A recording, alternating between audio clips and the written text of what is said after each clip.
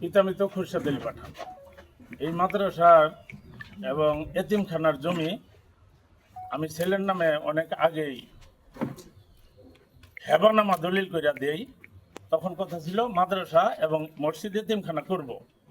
সেই সুবাদে আমার ছেলে এই মসজিদের জমি ওয়াকফ দেয়।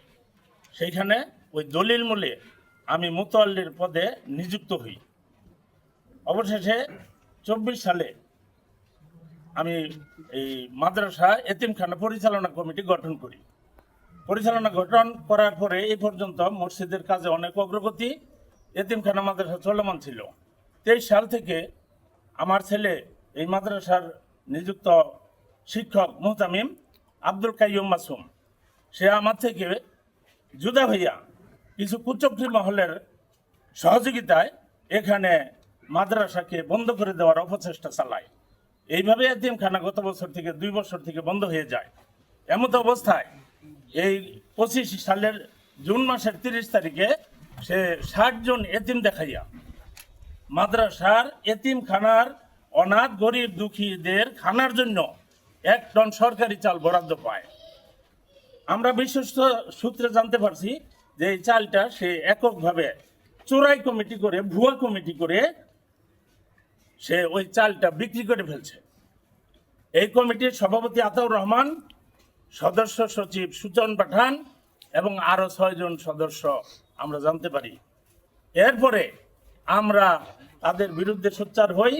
জেলা প্রশাসক বরাবর কমিটির সভাপতি সাহেব একটা অভিযোগ করে। অভিযোগ করলে সেখান থেকে সরাসরি তদন্ত পাঠায়। তদন্ত পাঠাইলে আব্দুল কাইয়ুমকে তারা সাক্ষাৎ পায়। সাক্ষাতে আব্দুল কাইয়ুম স্বীকার করে যে আমি 1 টন চাউল বিক্রি করছি। তখন ওনারা প্রশ্ন করে যে চাউল তো বিক্রি করার জন্য না, এই চাউল এতিমদের খানার জন্য বিক্রি করছেন কেন? বলে টাকা অ্যাকাউন্টে আছে।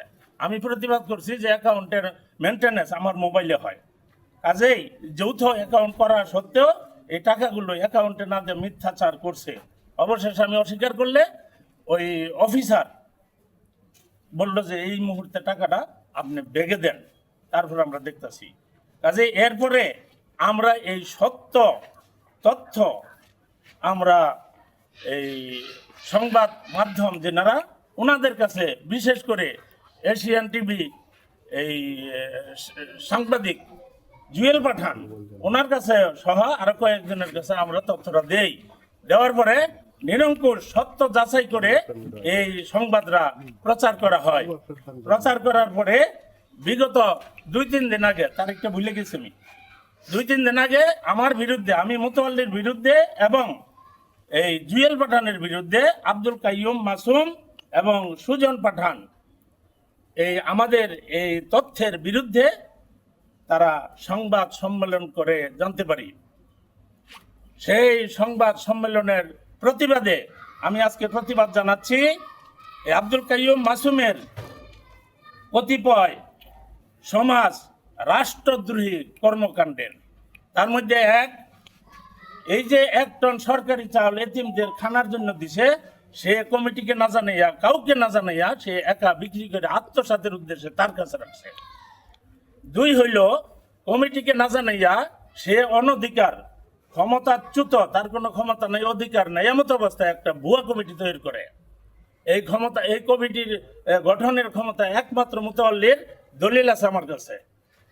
মুতাওয়াল্লির ক্ষমতা বলে কমিটি ভাঙবে, মুতাওয়াল্লির ক্ষমতা বলে কমিটি গড়বে। এই হইল দলিলের বিবরণ। সাহেবগণ, সালাম আলাইকুম রহমতুল্লাহ বরকাত।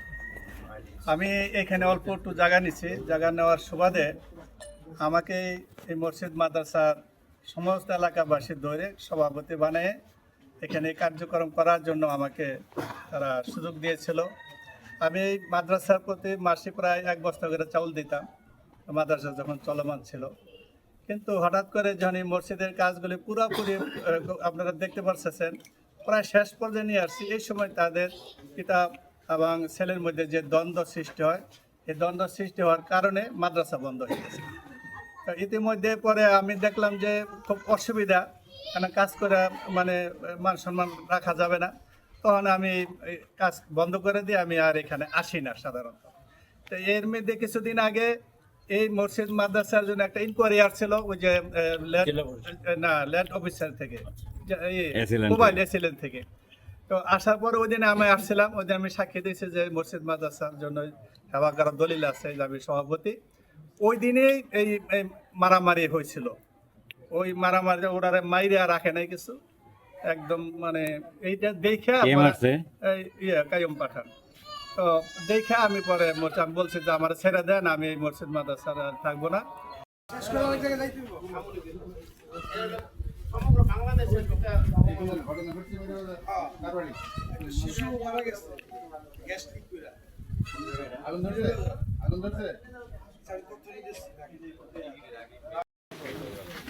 এই বেটা এই চল লই যা